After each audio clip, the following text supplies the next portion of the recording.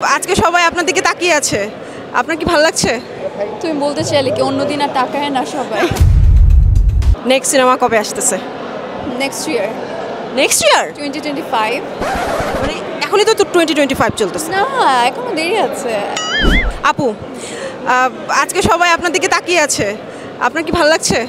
তুমি বলতে চাইলে কি অন্যদিন আর তাকায় না সবাই? আজকে একটু বেশি গর্জিয়াস, মানে এক এক দিনের লোক এক এক দিন ছাড়িয়ে যান, মানে নিজেকে নিজে ছাড়িয়ে যান আপনি।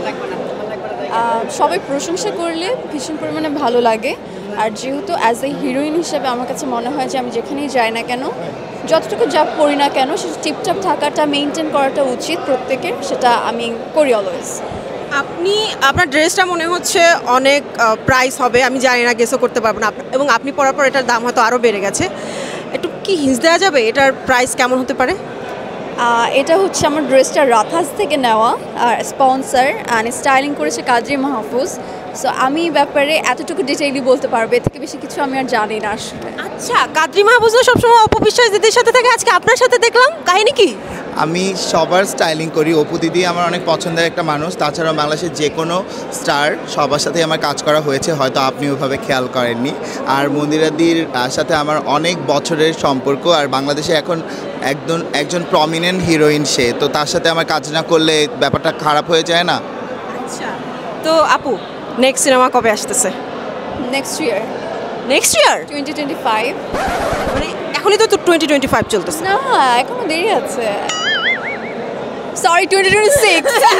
My mistake. এই ঈদে তো অনেক সিনেমা আসতেছে, কোন সিনেমা কি আপনাকে পাবো? ঈদে রিলিজ হবে কিনা বলতে পারছি না, বাট 2026-এ সিনেমা আসছে, 3টা সিনেমা সাইন করেছি। বাট ঈদে রিলিজ হবে না পরে রিলিজ হবে এটা তো আমার হাতে নেই আসলে, তো এটা আমি জানি না। নিশ্চয়ই কমার্শিয়াল সিনেমা, নিশ্চয়ই আপনাকে আমরা নাচতে দেখবো আইটেম সঙ্গে। আই থিঙ্ক সো, যেহেতু তিনটা 3 রকমের গল্প, সো এই মুহূর্তে আর কিছু না বলি। আমার মনে হচ্ছে আপনার সব ফ্যান্সরা আপনাকে নাচা গানার মুভিতে দেখার জন্য একদম মুখে আছে। অ্যাকচুয়ালি সেটাই চাই, আমি তো দিন শেষে নাচের ইমেজ, তো সবাই আমি চাই যে গ্ল্যামারাস ওয়েতে অ্যান্ড কমার্শিয়ালভাবে সবাই আমাকে দেখুক, কারণ 2টো ফিল্ম অলরেডি করে ফেলেছি, সো অন্যভাবে মন্দিরাকে সবাই দেখুক, এটাই চাই। আচ্ছা আপু, আপনি মনে হয় একটু শুকিয়ে গেছেন।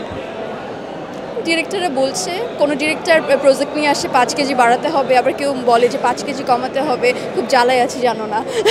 সো যারা বলছে যে কমাতে হবে আমি তাদের সাপোর্টে আছি আর কি, কারণ দিন শেষে যারা ডায়েট করে তারা জানে অনেক কষ্ট এটা মেনটেন করা।